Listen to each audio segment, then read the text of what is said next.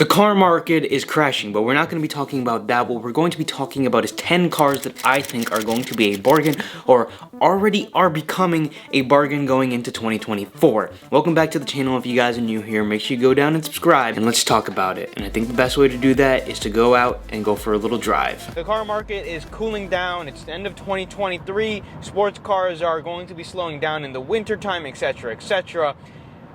I have a couple of cars that I've been watching for a little bit, and there's some other cars that are just cooling in general that I think are good buys. With that being said, the first car that I would like to mention today is the RX-7.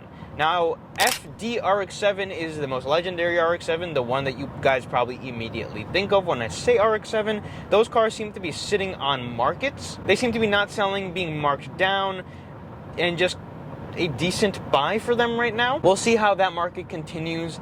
But more particularly, I want to talk about the FB RX-7 and the FC RX-7, the first and second gen RX-7. So the SA, which is essentially the same as the FB, came out in 1979.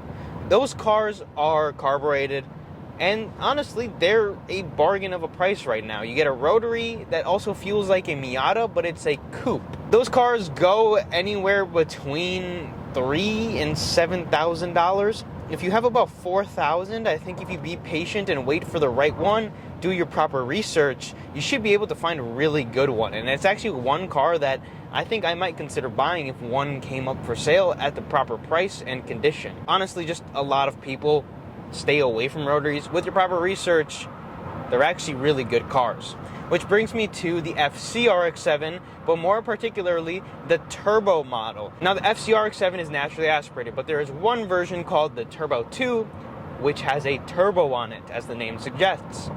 These cars are highly sought after, pretty rare, but also I see them coming down in value just because they are a little bit of a niche car, and with the rotaries growing in popularity, I think this will probably be one of the lowest times and the lowest prices that these will interact for.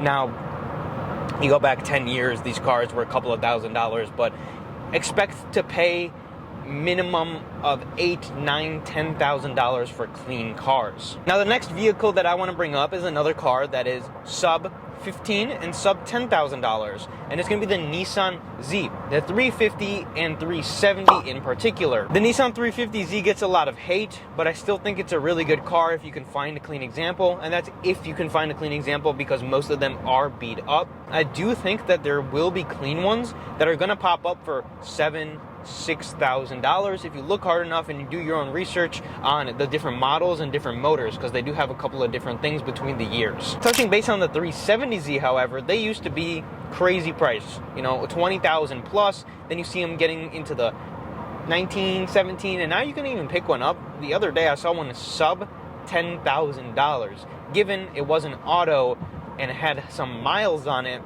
But you're essentially getting a 350 with a little bit of a different body style, which people seem to like better anyways. And for the price, I think it's one of the best cars that you could go out and buy, whether you want to drift it or just have a nice daily sports car.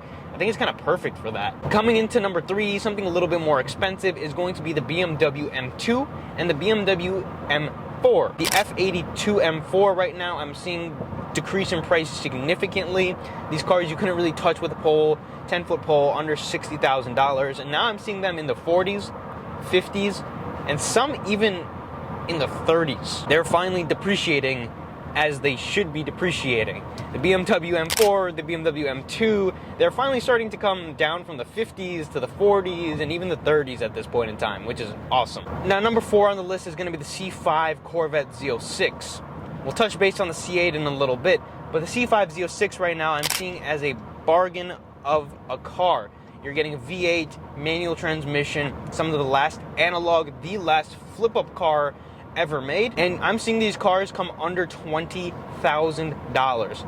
17, 16 can buy you a rougher one.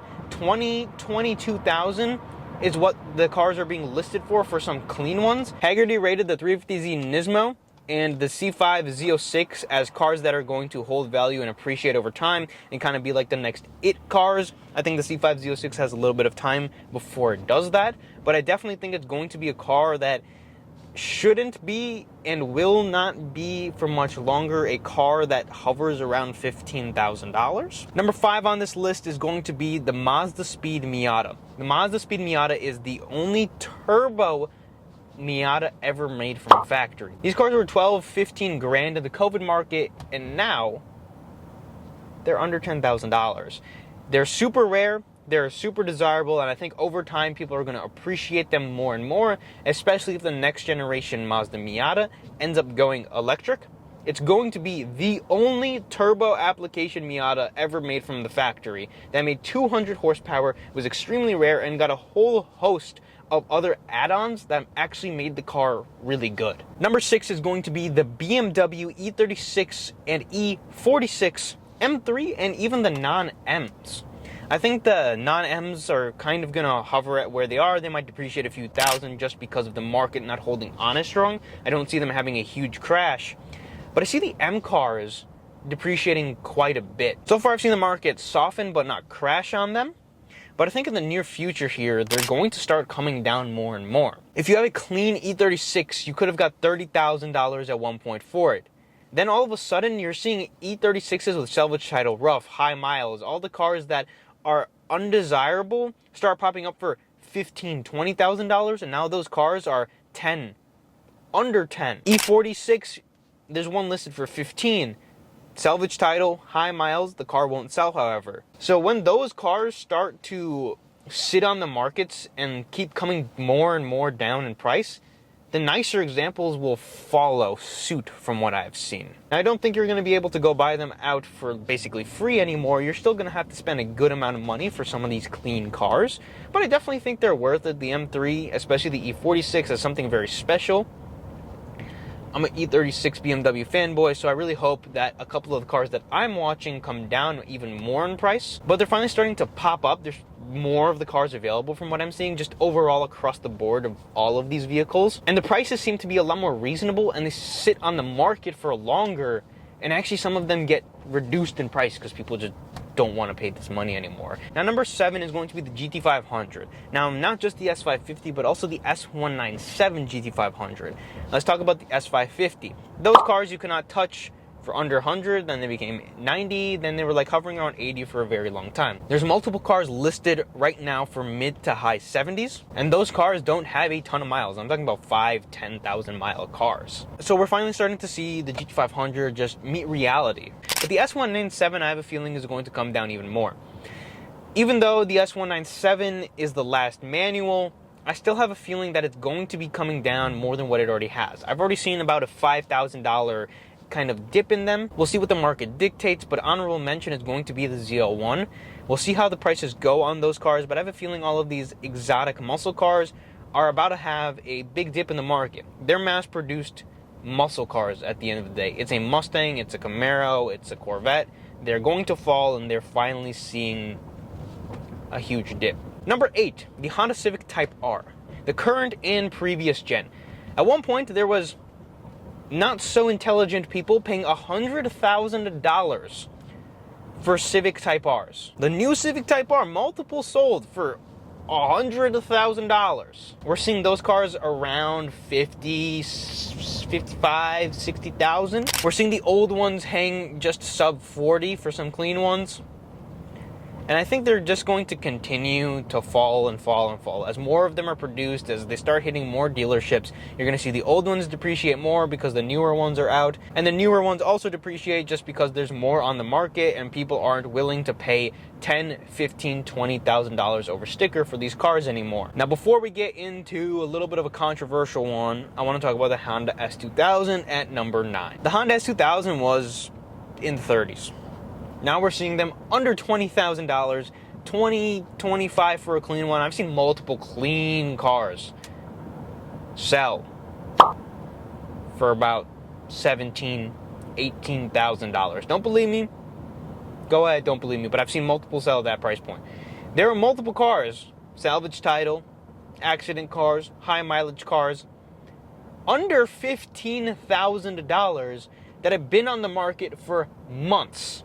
I guarantee if you go offer them $10,000 for these cars, they're going to end up taking it because they can't sell the car. Now this final one's a little bit controversial, I guess you could say. It's the C8 Z06. Now, I don't think that these are going to be great buys, but for someone looking for a Z06 and someone looking for a good performing exotic sports car, I think they're going to be worth buying in the near future. I think you're still going to take a loss on them, but people paid $200,000 for these cars, $250,000. You know, they paid $100,000 over sticker, $50,000 over sticker, $70,000 over sticker.